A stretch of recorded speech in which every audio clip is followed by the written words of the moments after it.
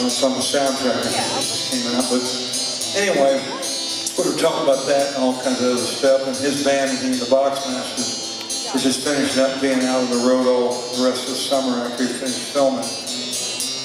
He asked me where I was headed this weekend. I said, well, I'm going out to Pennsylvania first, Ready. Yeah, going down to Maryland. And going back up, well, Maryland, D.C. area, and back up to New York. Do a couple of shows up there, and he said, going to Reading, huh? I said, yeah. He said, be careful. I said, man, what are you talking about? I've played all around that part of Pennsylvania, Reading, Lancaster, I've been up and down through my whole career. He goes, no, that's not what I mean. He said, great audiences with Boxmasters and team played out here last year. He said they had a great time. He said they're great crowds, great audiences, great music state over there. He said, I thought about it. He said, we just went through there last summer, had something weird going on. You had something weird going on. What went wrong? He said, well, he said, we come from up around Newark, New Jersey. We're coming down to go over and play in Baltimore. So we came across that way and we're coming down from the north there to go through Philadelphia, go on down. He said, we happened to come down there through Reading. He said, the band and the crew had all eaten dinner after we got out of what we did over in Jersey. He said,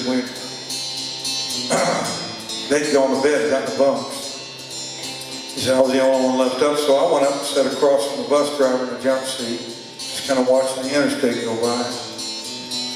So we got outside of Reading there and we got through it, just the other side of it. So I was sitting up there and all of a sudden come these two big flashes of bright white light on the windshield. So then we come up missing time. I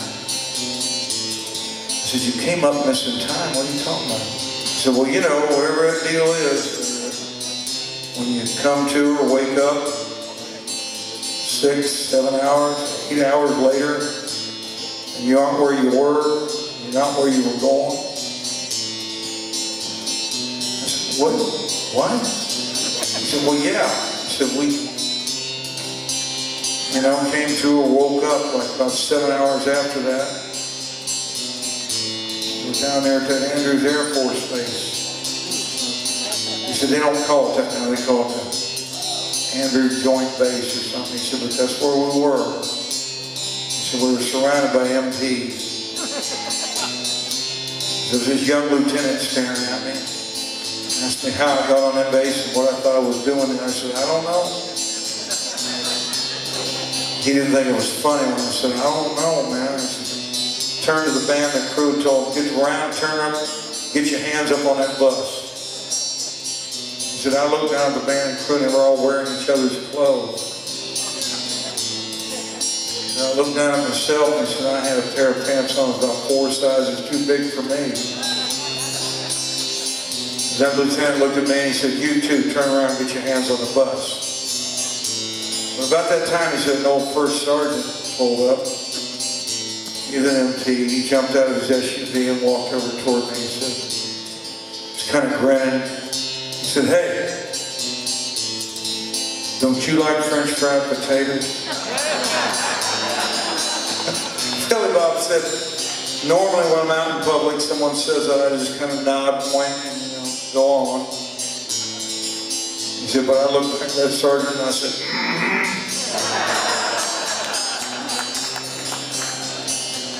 He said, that sergeant chuckled and said, I mean with mustard on? Billy Bob said, I want. And he kind of laughed. He turned to the lieutenant. He said, Lieutenant, I got this. I'll take care of this. He said, you guys get back up on that bus right now. He turned to Billy Bob. He said, you get my SUV with me. He said, it looked like he was going to take us to jail. He said, he got me an SUV. He said, look, I'm going to drive you off the base. He said, that lieutenant's not been here very long. I said, but I've been around here a long time. I said, I've seen this happen a couple, 3 times. He said, but just don't come back, okay? Billy Bob said, no, we won't. He said the weird thing was, it happened a couple more times on that tour last summer. That's what I said. It's a couple more times. He said, well, yeah. He said, we had to go up that way through Reading again. And it happened. I said, Billy, you're starting to sound like a story about the hunter and the bear in the woods. Where the third time the bear tapped him on the shoulder, he said, I think you're coming out here for more than just a hunt, aren't you? I'm not going to tell the first part of that joke because it's filthy. In any event, I said, Billy, let me ask you something. You think you might have been abducted? He got real quiet and got serious. He said, yeah, I think we were. I said, but don't tell anybody, okay? So I said, okay, I won't. So let's just keep this story between you and me, all right? He seemed embarrassed at that point about telling me. I didn't have the heart to ask him if he felt like he'd been probed. Well, you've seen those flashes too. I said, Billy, if you ever up around Reading or anywhere else up there, get to the Poconos or anywhere you are up through the Allegheny Mountains, anywhere else in the United States, and you see those flashes of bright white light in your windshield, I said, just look up in the sky and say, hey, Mr. Spaceman.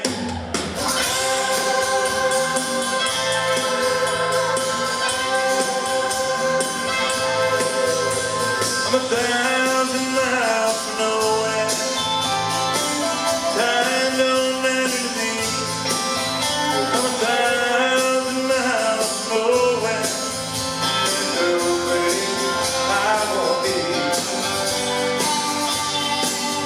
I've got heartaches in my pocket.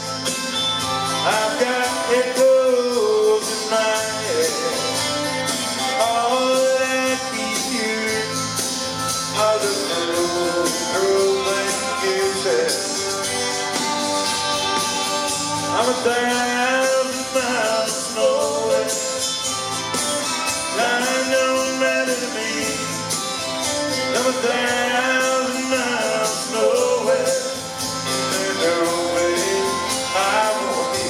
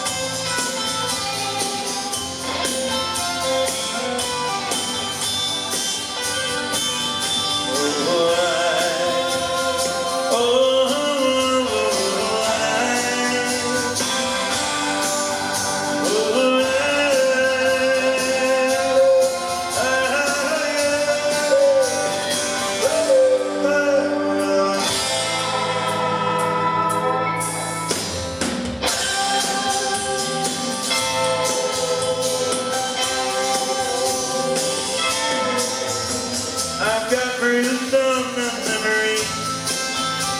I've got tear stains on my head.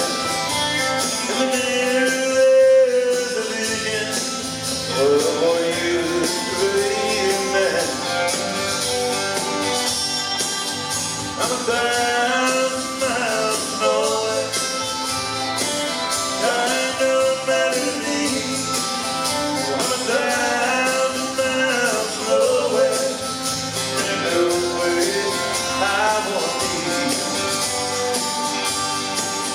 I'm 1,000 miles from nowhere. Time don't matter to me. I'm 1,000 miles from nowhere. There's no way I won't be.